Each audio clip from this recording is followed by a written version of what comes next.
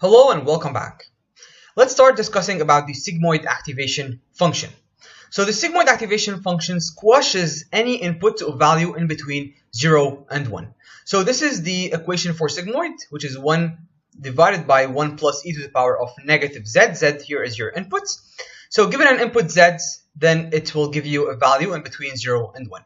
So for example, if our value is 0, then the output is 0.5. If our value is 2, then the output is somewhere around 0.8 and so on. So any input will be scaled to a value between 0 and 1. These are two examples. If our input is 2, then plugging in 2 to this equation, you get 1 plus e to the power of negative 2, you get 0.88.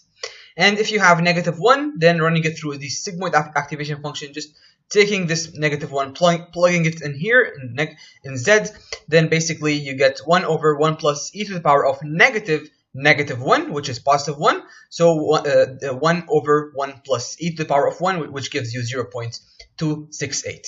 So as you can see, whatever input you have, you'll get a value in between 0 and 1. And this doesn't only act as an activation function, but it also acts as a gate.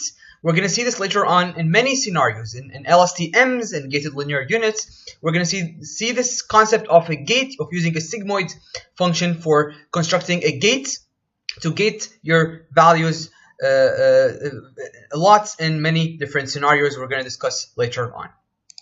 Now, another thing you should note, sometimes the sigmoid function is also called the logistic function. So whether it's called the sigmoid or logistic, this is what it refers to. So this is the derivative of the sigmoid function. So if you take this logistic or sigmoid function, you derive it with respect to x, then you get 1 times 1 minus y. Now if you plot this 1 times 1 minus y, you get this plot right here. Now, if we observe the derivative, then we have a problem here. Realize that the maximum value of the derivative is 0.25. So if we take a look at this comparison right here, this is the sigmoid function and this is its derivative, then the maximum value for the derivative is somewhere around 0.25. So let's just assume that the maximum value is 0.23. So this is the maximum value you can get. Now, using this sigmoid function as an activation function will cause the vanishing gradient problem. Gradients will become 0. Why does this happen? Because you're continuously multiplying with very small values. So when we multiply lots of numbers which are smaller than 1 together, then we end up with a smaller value, with even a smaller value. And let's just consider the best case, where the output is 0.23. This is the maximum output. So let's say that you have 4 layers. So you're going to be multiplying 0.23 4 times. So realize that 0.23 multiplied with each other 4 times, you'll get 0.00279. And this is just the best case scenario. So as you can see, the gradient almost became 0. So it's a value that is close to 0. And that's why your gradients will vanish when you use the sigmoid function.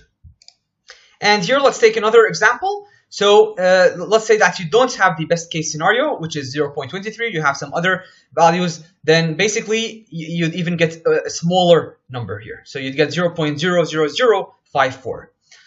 So the concept is that when you multiply several values that are smaller than 1 together, then you end up with a value that is very close to 0.